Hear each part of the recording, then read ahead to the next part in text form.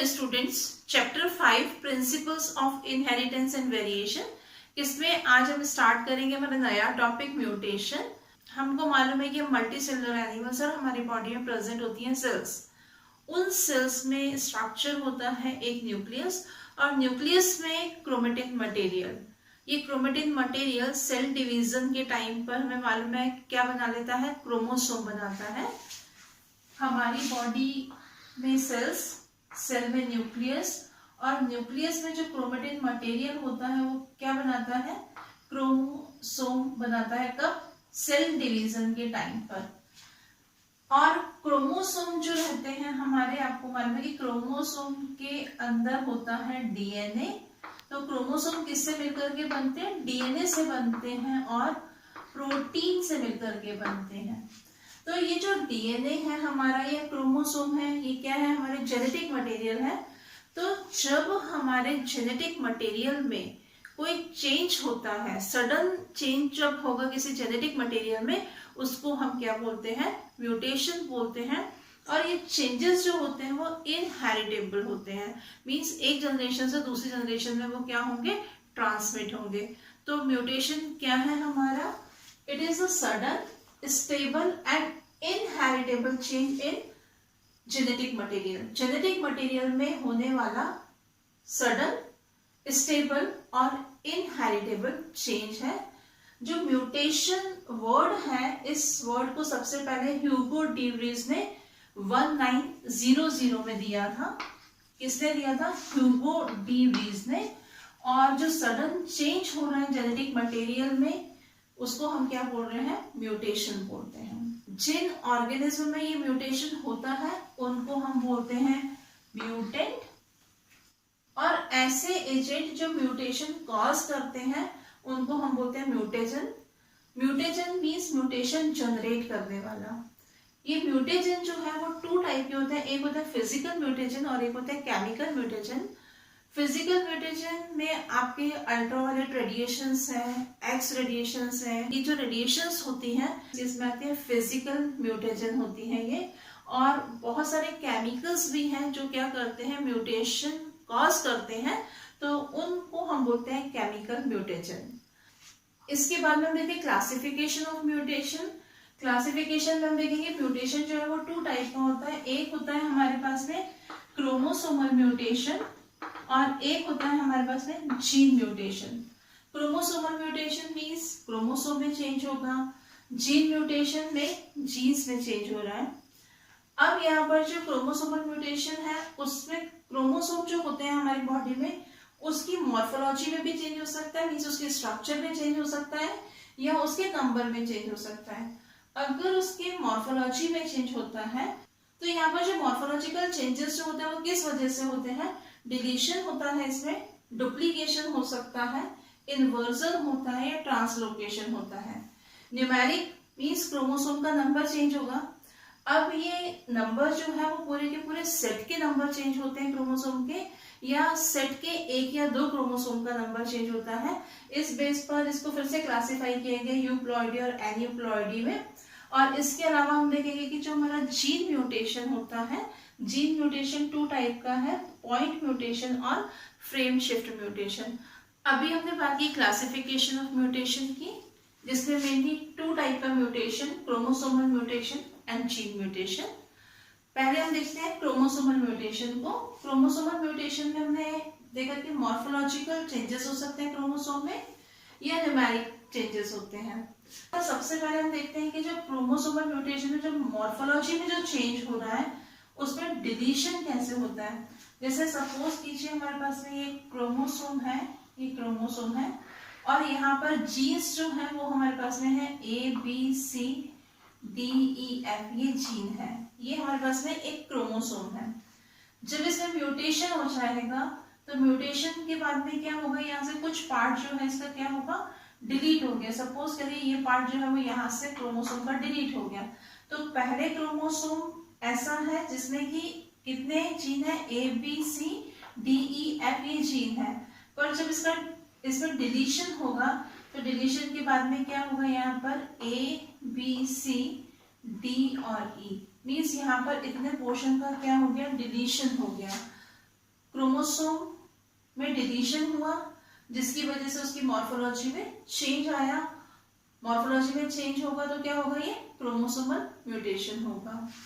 Second type हमारा है यहाँ पर डुप्लीकेशन। डुप्लीकेशन जैसे नाम से पता चल रहा है कि यहाँ पर कुछ जीन जो होंगे, ये क्रोमोसोम का कुछ पार्ट जो होगा वो क्या होगा, डुप्लीकेट हो जाएगा। जैसे यहाँ पर हमारे पास में ये जो क्रोमोसोम है, इस क्रोमोसोम में हम देखेंगे कि ये क्रोमोसोम कैसा है, जिसमें जीन कौन से हैं, ABCDEF जीन है। अब अगर यहाँ पर डुप्लीकेशन होता है तो यहाँ पर जैसे ABC है हमारे पास में, यहाँ पर DE और F, इस तरह से यहाँ पर हम क्या देख रहे हैं, यहाँ पर क्या हो गया, डुप्लीकेशन हुआ किसका, जो DE से हमने जिस जीन को शो किया था वहां पर क्या हो गया, उतना डुप्लीकेशन हो गया। तो यहाँ पर हमने DE 2 टाइम लिखा है, क्योंकि इतने पार्ट का क्या हो रहा है, डुप्लीकेशन हो रहा है, तो इतना पार्ट फिर से यहाँ पर ऐड हो गया। तो यहाँ पर ये क्या हुआ, डुप्लीकेशन हुआ, जिसकी वजह से इस क्रोमोसोम में हमने क्या देखा कि इसकी लेंथ जो होगी वो इंक्रीज हो जाएगी। नेक्स्ट हम देखेंगे इन्वर्जन। इन्वर्जन में क्या होता है यहाँ पर कि जैसे यहाँ पर हमारे पास में ये पार्ट जो है, ये क्रोमोसोम है। क्रोमोसोम में सपोज कीजिए, क्रोमोसोम में ये भी कौन सा जीन लगे हुए हैं, ABCDEF है। अब अगर इन्वर्जन होता है तो इन्वर्जन में क्या होगा, जैसे ये वाला पार्ट जो है, इतना पार्ट जो है वो यहाँ से ब्रेक हुआ, टूट गया, और वो फिर से इनवर्ट फॉर्म में आ जाएगा, यानी कि रिवर्स होकर के यहाँ पर आ जाएगा। तो यहाँ पर जीन का सीक्वेंस अब क्या हो जाएगा, D, और यहाँ पर क्या हो जाएगा, ये F और E। तो इसे हम बोलते हैं इन्वर्जन। ये क्रोमोसोम था, म्यूटेशन से पहले ये क्रोमोसोम में जीन कौन से हैं, ABCDEF, ये जीन है इसके ऊपर। अब जब इसका इन्वर्जन होगा, इसमें क्या होगा कि ये पार्ट, क्रोमोसोम का ये पार्ट जो है वो ब्रेक डाउन होगा, टूट जाएगा, और टूटने के बाद में फिर से ये क्या होगा, इन्वर्ट फॉर्म में अटैच हो जाएगा क्रोमोसोम के साथ में। तो अब इसका सीक्वेंस क्या हो गया, हमारे पास में जीन था ABCDF और E। तो इसे हम क्या बोलते हैं, इन्वर्जन बोलते हैं। इन्वर्जन की वजह से क्या हो रहा है, क्रोमोसोम की मॉर्फोलॉजी में चेंज हो रहा है। अब हम देखेंगे ट्रांसलोकेशन। तो ट्रांसलोकेशन क्या है, ट्रांसलोकेशन में जैसे मान लीजिए हमारे पास में यहाँ पर ये 2 क्रोमोसोम्स हैं। इन क्रोमोसोम में यहाँ पर हमारे पास में क्या है, ABCDEF ये जीन है, और इसमें हम जीन शो कर देते हैं 1 2 3 4 5 6 से। तो क्या होगा, यहाँ पर इस क्रोमोसोम का कुछ पार्ट जो है वो ब्रेक डाउन होकर के इस क्रोमोसोम से अटैच हो जाएगा। तो इससे क्या होगा, इस क्रोमोसोम की लेंथ जो होगी वो क्या होगी, डिक्रीज हो जाएगी, और यहाँ पर ये जो दूसरा क्रोमोसोम है इसकी लेंथ जो होगी वो इंक्रीज हो जाएगी। तो इसमें यहाँ पर कौन से जीन होंगे हमारे पास में, ABC, और ये जीन जो होगा यहाँ पर D होगा। यहाँ पर हमारे पास में 1 2 3, और यहाँ पर क्या है 4 5 6, और ये कौन सा जीन है, यहाँ पर EF पार्ट जो है वो इसके साथ में अटैच हो गया। तो जब क्रोमोसोम्स में, यानी कि 2 क्रोमोसोम्स में क्या हो रहा है कि एक क्रोमोसोम का पार्ट जो है यहाँ से डिलीट हो रहा है, और कहाँ पर ऐड हो रहा है, इस वाले क्रोमोसोम पर ऐड हो रहा है। तो जिसकी वजह से एक क्रोमोसोम की लेंथ जो है वो क्या हो गई, डिक्रीज हुई, और एक क्रोमोसोम की लेंथ जो हुई वो इंक्रीज हो गई। तो ये जो ट्रांसलोकेशन है, ट्रांसलोकेशन की वजह से क्या हुआ, क्रोमोसोम की मॉर्फोलॉजी में चेंज हुआ, जो कि एक तरह का क्या है, म्यूटेशन है। इसके बाद में हम बात करते हैं ट्रांसलोकेशन में ही रेसिप्रोकल ट्रांसलोकेशन की। रेसिप्रोकल ट्रांसलोकेशन में क्या होता है कि यहाँ पर जैसे हमारे पास में ये 2 क्रोमोसोम्स हैं, इन क्रोमोसोम में हम देख रहे हैं कि फर्स्ट क्रोमोसोम में हमारे पास जीन कौन से हैं, ABCDEF है, और सेकेंड क्रोमोसोम पर 1 2 3 4 5 6 है। क्या हुआ कि इसका ये पार्ट यहाँ से टूटा, और इसका ये पार्ट जो है यहाँ से कट हुआ। तो अब क्या होगा, यहाँ पर ये जो क्रोमोसोम है, इस क्रोमोसोम का ये पार्ट इस सारे क्रोमोसोम से अटैच होगा, और इस क्रोमोसोम का ये पार्ट जो है वो इसके साथ में अटैच हो जाएगा। तो यहाँ पर हमारे पास में सीक्वेंस जो होगा वो जीन का क्या हो जाएगा, ABC, और ये होगा हमारे पास में D, और यहाँ पर 5 6, और दूसरा हम देखेंगे कि यहाँ पर क्या सीक्वेंस हो जाएगा हमारे पास में 1 2 3 4 और यहाँ पर ये EF मीन्स यहाँ पर क्या हुआ, दोनों क्रोमोसोम के सेगमेंट जो है वो क्या हुए, स्मॉल पीसेस उसके अलग हो गए और इस क्रोमोसोम का पीस जो है वो इस क्रोमोसोम से अटैच हो गया, इस क्रोमोसोम का पीस जो है इससे अटैच हो गया। तो इस तरीके से क्या हुआ, यहाँ पर रेसिप्रोकल ट्रांसलोकेशन हुआ यहाँ पर और मॉर्फोलॉजी चेंज हो गई किसकी, क्रोमोसोम की, जो कि क्या है, एक तरह का म्यूटेशन है। इसके बाद में हम बात करते हैं न्यूमेरिक म्यूटेशन की। ये था मॉर्फोलॉजिकल म्यूटेशन, इसमें क्रोमोसोम की मॉर्फोलॉजी में चेंज हो रहा था। अब हम बात करते हैं न्यूमेरिक म्यूटेशन की। न्यूमेरिक में क्या होता है, यहाँ पर change in number of chromosome, chromosome के नंबर में चेंज हो जाता है, चेंज इन नंबर। तो यहाँ पर देखिए क्या होता है कि जब क्रोमोसोम के पूरे सेट में चेंज होता है तब हम उसको बोलते हैं यूप्लॉइडी, और अगर सेट के जो सेट है क्रोमोसोम का उसमें किसी एक क्रोमोसोम के नंबर में चेंज होता है तो उसे हम क्या बोलते हैं, एन्यूप्लॉइडी बोलते हैं। अगर किसी सेल के अंदर वन सेट प्रेजेंट होता है तो हम ऐसी सेल को बोलते हैं हैप्लॉइड। सेट से मतलब क्या है, यहाँ पर जैसे हम एक कॉमन से एग्जांपल लेते हैं कि ह्यूमन बॉडी रहती है, ह्यूमन बॉडी में नंबर ऑफ क्रोमोसोम कितना रहता है, 46 रहता है। जब गैमेट का फॉर्मेशन होता है, गैमेट के फॉर्मेशन के टाइम पर हमको मालूम है कि इसमें मियोसिस डिवीजन होता है। तो यहाँ पर जो 46 क्रोमोसोम है, ये 46 क्रोमोसोम क्या करते हैं, 23 पेयर में रहते हैं। मीन्स ये जो 46 क्रोमोसोम है ये 1 2 3 4 इस तरह से 23 क्रोमोसोम ये रहेंगे और यहाँ पर ये 23 क्रोमोसोम जो है वो इस तरह से रहेंगे। तो ये जो है किस फॉर्म में रह रहे हैं, पेयर बना करके रहते हैं। ये 2 क्रोमोसोम का पेयर है, 2 क्रोमोसोम का पेयर है। तो इस तरह से यहाँ पर क्या हो रहा है कि ये 23 क्रोमोसोम है और ये भी 23 क्रोमोसोम है। तो ये 46 क्रोमोसोम किस फॉर्म में है, ये 2 सेट के फॉर्म में है। जब रिप्रोडक्शन की प्रोसेस के टाइम पर जब गैमेट का फॉर्मेशन होता है तो जो रिप्रोडक्टिव सेल होती है और वो गैमेट फॉर्म करती है, तब यहाँ पर नंबर ऑफ क्रोमोसोम क्या होता है, हाफ हो गया। मीन्स यहाँ से एक सेट जो है, ये सिंगल सेट जो है वो इस सेल के अंदर आया, ये सिंगल सेट जो है वो इस सेल के अंदर आया। तो यहाँ पर जो सेट होते हैं उसको हम एन से या एक्स से डिनोट करते हैं। तो ये जो सेल होती है जिसमें कि 2 सेट प्रेजेंट है, या 2n और 2x भी लिख सकते हैं इसे हम, तो ये सेल जो होती है इसको हम बोलते हैं डिप्लॉइड सेल। और जब इसमें सिंगल सेट आया है क्रोमोसोम का तो इस सेल को हम क्या करते हैं, या तो n से डिनोट करते हैं, और ये सेल्स जो होती है वो कैसी होती है, हैप्लॉइड होती है। तो जब किसी भी सेल के अंदर 1 सेट प्रेजेंट होता है क्रोमोसोम का तब हम उसे बोलते हैं हैप्लॉइड सेल। अगर यहाँ पर 2 सेट होते हैं तब हम उसे बोलते हैं डिप्लॉइड, 3 सेट्स होते हैं तब उसे बोलते हैं ट्रिप्लॉइड, 5 और मोर देन 5 होंगे तब हम उसे बोलेंगे पॉलीप्लॉइड सेल। तो यहाँ पर जब किसी भी क्रोमोसोम के पूरे सेट का नंबर चेंज हो गया तब उसे हम क्या बोलते हैं, यूप्लॉइडी बोलते हैं। और एन्यूप्लॉइडी में क्या होता है, एन्यूप्लॉइडी में सेट का जो क्रोमोसोम रहता है उन क्रोमोसोम के नंबर में चेंज होता है, पूरे के पूरे सेट का नंबर चेंज नहीं होता है। सेट के किसी क्रोमोसोम का जो पेयर होगा या वही जो सेट का क्रोमोसोम है उसका नंबर चेंज होता है। तो इसमें हमारे पास में 2 पॉसिबिलिटीज रहती हैं, एक तो या तो जो है क्रोमोसोम ऐड हो सकता है, प्लस हो सकता है, या क्रोमोसोम माइनस हो सकता है।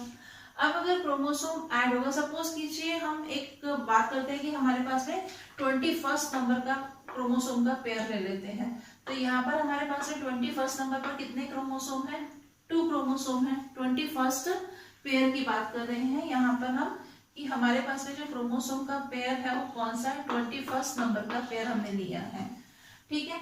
अब उसमें ऐड हुआ, ऐड 1 क्रोमोसोम अगर ऐड हो जाता है तो यहाँ पर हमारे पास में क्या हो जाएगा, ये जो क्रोमोसोम ऐड हुआ इस 21 नंबर का जो पेयर था उसमें 1 क्रोमोसोम ऐड हुआ है तो वो होगा हमारा ट्राइसोमी। ट्राइसोमी क्यों कहा है, क्योंकि 21 नंबर पर हमको मालूम है कि 2 क्रोमोसोम का एक सेट रहता है और जो क्रोमोसोम रहते हैं वो क्या होते हैं, सेट के फॉर्म में अरेंज रहते हैं। तो यहाँ पर अगर सेट में जैसे एक नंबर क्रोमोसोम का इंक्रीज हो गया तो उसे हम क्या बोलेंगे, ट्राइसोमी। और टेट्रासोमी, अगर यहाँ पर क्रोमोसोम के 2 क्रोमोसोम इंक्रीज हो गए, ये 2 नंबर इंक्रीज हो गया तब हम इसे क्या बोलेंगे, टेट्रासोमी। अब यहाँ पर ये जो ट्राइसोमी या टेट्रासोमी कंडीशन आ रही है, तो उसका क्या रीजन है? होता क्या है कि जो सेल रहती है, सेल आपको मालूम है कि मियोसिस डिवीजन के टाइम पर अगर हम बात करें तो डिवीजन के टाइम पर सेल में क्या होता है कि क्रोमोसोम का पेयर जो है, पेयर का वन क्रोमोसोम इस पोल की तरफ शिफ्ट होता है और एक क्रोमोसोम जो होता है वो इस पोल की तरफ शिफ्ट होता है। पर जब डिवीजन हो रहा है सेल में और ये दोनों के दोनों क्रोमोसोम जो है वो अपोजिट पोल की तरफ ना जाकर के दोनों के दोनों क्रोमोसोम अगर एक साइड में आ जाएंगे, एक ही पोल की तरफ आ जाएंगे, तो यहाँ पर जो न्यूक्लियस बना और यहाँ पर न्यूक्लियस बना, तो इसमें क्या होगा, यहाँ पर जो वॉल का फॉर्मेशन हुआ, सपोज कीजिए कि ये एग है, एग सेल है, और अब जब ये किसी स्पर्म सेल से फ्यूज होगी तो एग सेल में कितने क्रोमोसोम है? 2 क्रोमोसोम है। और जब स्पर्म सेल आएगी तो स्पर्म सेल में हम हैप्लॉइड सेल होती है वो, तो वो सेल जो है उसमें जब एक क्रोमोसोम होगा तो यहाँ पर कितने क्रोमोसोम हो जाएंगे? 3 क्रोमोसोम हो जाएंगे। तो इस तरह से जो है वो ट्राइसोमी और टेट्रासोमी कंडीशन बनती है। नेक्स्ट हम देखते हैं कि यहाँ पर जो है एन्यूप्लॉइडी में नंबर ऑफ क्रोमोसोम जो है वो माइनस हो सकता है। तो सपोज कीजिए यहाँ पर हमारे पास ये 21st नंबर के पेयर की ही हम बात करते हैं यहाँ पर। तो ये 21st नंबर का जो पेयर है, अगर मान लीजिए उसमें से 1 क्रोमोसोम जो है, 1 क्रोमोसोम माइनस हो जाता है, मीन्स हट जाता है, यहाँ से माइनस हो गया, डिलीट हो गया यहाँ पर। तो ऐसे में क्या हुआ, क्रोमोसोम का नंबर जो होगा वो सेल के अंदर कम हो जाएगा। पर क्या हुआ है, पूरा सेट जो है, पूरे का पूरा सेट में कोई चेंज नहीं हुआ है। 21st नंबर का जो पेयर था उसका 1 क्रोमोसोम जो है उसका माइनस हुआ है, वो डिलीट हुआ है, तब हम उसको क्या बोलेंगे? मोनोसोमी बोलेंगे। और यहाँ से अगर ये दोनों के दोनों क्रोमोसोम डिलीट हो जाएंगे तो इसको हम क्या बोलेंगे? नलीसोमी बोलेंगे। तो इस तरह से यहाँ पर हमने क्या देखा अभी कि क्रोमोसोम की मॉर्फोलॉजी में चेंज हो सकता है, क्रोमोसोम के नंबर में चेंज हो सकता है। मॉर्फोलॉजी में चेंज किस वजह से होगा? डिलीशन से होगा, क्रोमोसोम का कोई पार्ट डिलीट हो जाएगा। डुप्लीकेशन में हमने देखा था कि क्रोमोसोम पर जो जीन है उनका डुप्लीकेशन हो रहा था, वो डबल हो रहे थे।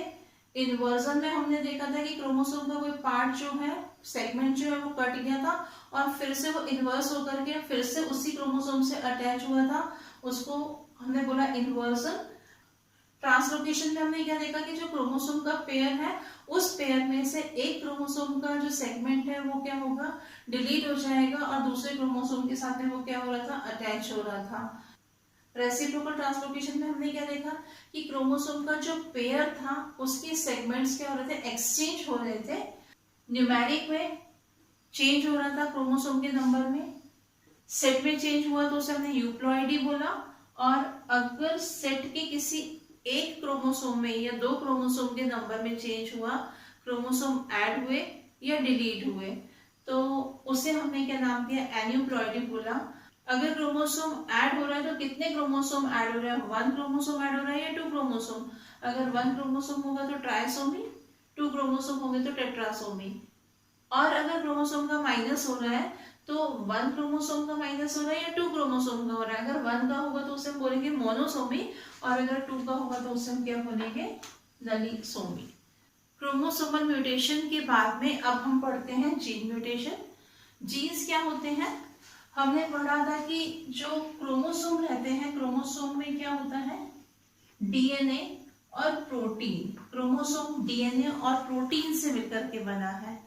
तो यहाँ पर जो क्रोमोसोम रहते हैं, क्रोमोसोम के वो सेगमेंट जिन पर कोई इंफॉर्मेशन कोड होती है, या हम बोल सकते हैं कि क्रोमोसोम का वो सेगमेंट जो किसी इंफॉर्मेशन को कोड करता है या प्रोटीन सिंथेसिस की इंफॉर्मेशन कोड होते हैं, उसे हम क्या बोलते हैं? जीन्स बोलते हैं। तो यहाँ पर जीन्स अपने आप में क्या है? एक तरह का डीएनए है। तो डीएनए में जब कोई चेंज होता है तब हम उसे क्या बोलते हैं? Gene mutation. तो पूरे डीएनए में चेंज नहीं होता, यानी कि ये जो सेगमेंट है, जो जीन्स जिसमें इंफॉर्मेशन कोड है, वहां पर अगर कोई चेंज होगा तो उसे हम क्या बोलेंगे? जीन म्यूटेशन बोलेंगे। अगर हम जीन का स्ट्रक्चर देखें तो वो अपने आप में क्या है? एक तरह का डीएनए है। और डीएनए का स्ट्रक्चर हम लोगों ने 11th क्लास में पढ़ा हुआ है। डीएनए पॉलीन्यूक्लियोटाइड चेन होती है। वहां पर बहुत सारे न्यूक्लियोटाइड मिलकर के डीएनए बनाते हैं। डीएनए अपने आप में एक पॉलीन्यूक्लियोटाइड चेन थी। न्यूक्लियोटाइड किससे मिलकर के बनते हैं? पेंटोज शुगर से। डीएनए में हमने देखा था डीऑक्सीराइबोज शुगर होती है। फॉस्फोरिक एसिड रहता है, नाइट्रोजनस बेसिस रहते हैं। और ये नाइट्रोजनस बेसिस जो है वो एडेनिन, गुआनिन, साइटोसिन, थायमिन हमने पढ़े हैं। और आरएनए में हमें मालूम है कि वहां पर थायमिन की जगह कौन सा नाइट्रोजनस बेस होता है? यूरेसिल होता है। और इस पर जो नाइट्रोजनस बेसिस होते हैं, वो नाइट्रोजनस बेसिस जो होते हैं वो क्या करते हैं? अलग अलग इंफॉर्मेशन को कोड करते हैं।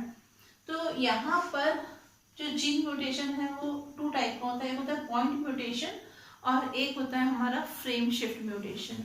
तो पॉइंट म्यूटेशन का हम बहुत अच्छा एग्जांपल पढ़ चुके हैं, जिसमें हमने सिकल सेल एनीमिया पढ़ा था। तो सिकल सेल एनीमिया में हमने क्या देखा था कि जो ग्लोबिन प्रोटीन होता है, उस प्रोटीन में क्या देखा था हमने कि डिफरेंट एमिनो एसिड्स थे। First, second, third, fourth, fifth, six, 7, बहुत सारे एमिनो एसिड्स रहते हैं किसमें? ग्लोबिन प्रोटीन में। और कौन सी चेन थी? बीटा चेन थी। तो यहाँ पर हमने क्या देखा था कि जो 6 नंबर पर क्या था हमारे पास में? ग्लूटामिक एसिड था। सिकल सेल एनीमिया में क्या हो गया था?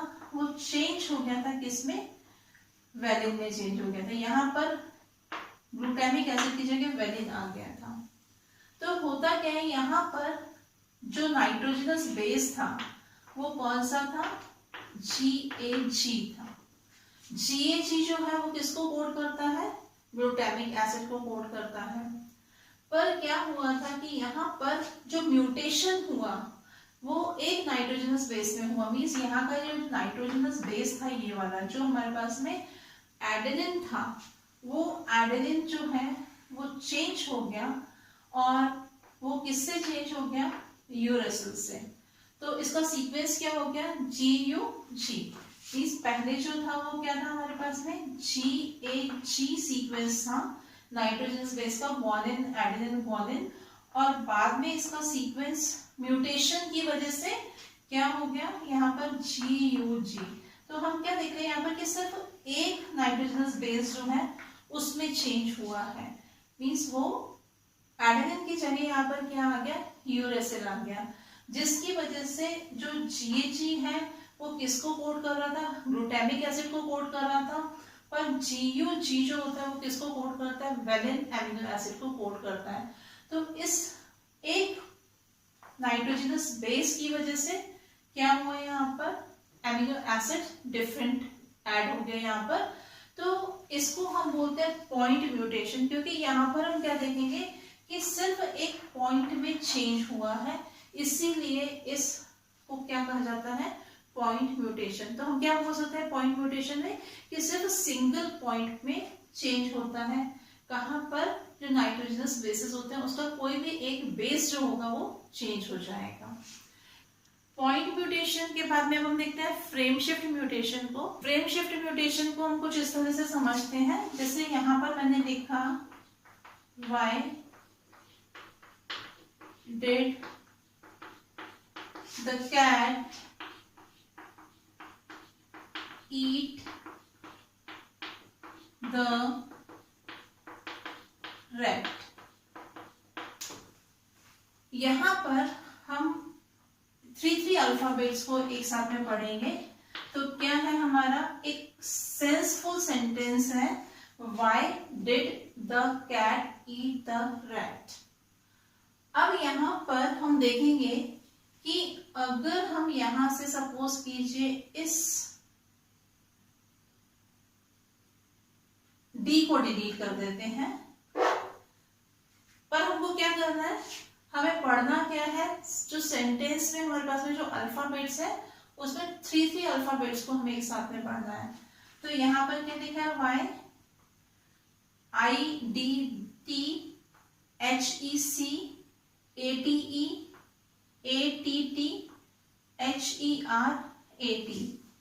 तो यहाँ पर ये जो सीक्वेंस अब है हमारे पास में 3 अल्फाबेट्स का, उसका कोई मीनिंग नहीं निकल रहा है।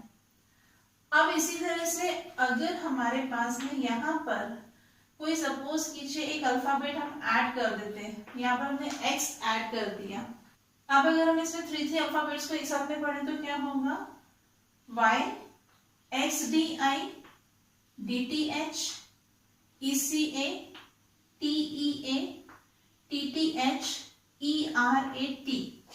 तो यहाँ पर अभी भी हमारे इन अल्फाबेट्स को साथ में पढ़ने का कोई जो सेंटेंस है उसका कोई मीनिंग नहीं निकल रहा है। सेम ऐसे ही फ्रेम शिफ्ट म्यूटेशन में होता है कि हमारे पास में यहाँ पर नाइट्रोजनस बेसिस है, यहाँ पर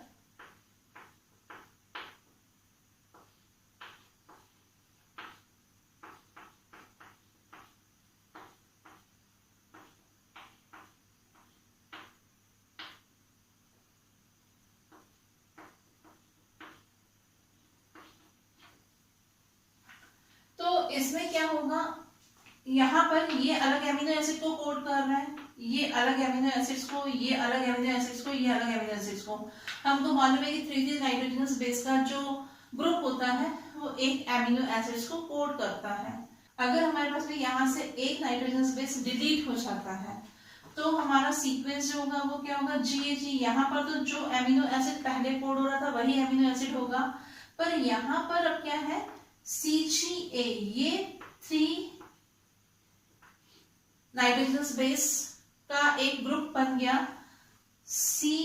GCU का एक फ्रेम बन गया और ACG का यहाँ पर पूरा का पूरा एक ग्रुप बन गया।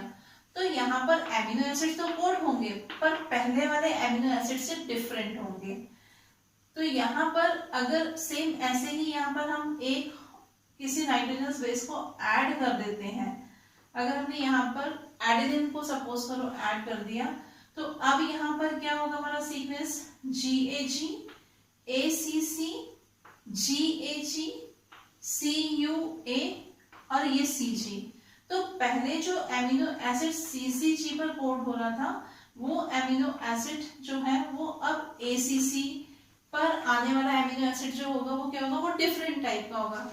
तो हमने क्या देखा यहाँ पर कि अगर फ्रेम शिफ्ट म्यूटेशन में अगर एक भी नाइट्रोजनस बेस ऐड होता है या डिलीट होता है, डिलीट होने से भी और ऐड होने से भी पूरा का पूरा जो फ्रेम है वो फ्रेम जो है वो चेंज हो रहा है। कौन सा फ्रेम, जो एमिनो एसिड को कोड कर रहा है। इसीलिए इस म्यूटेशन को नाम दिया गया है फ्रेम शिफ्ट म्यूटेशन। जब फ्रेम पूरा का पूरा चेंज हो गया मींस फ्रेम ही शिफ्ट हो गया।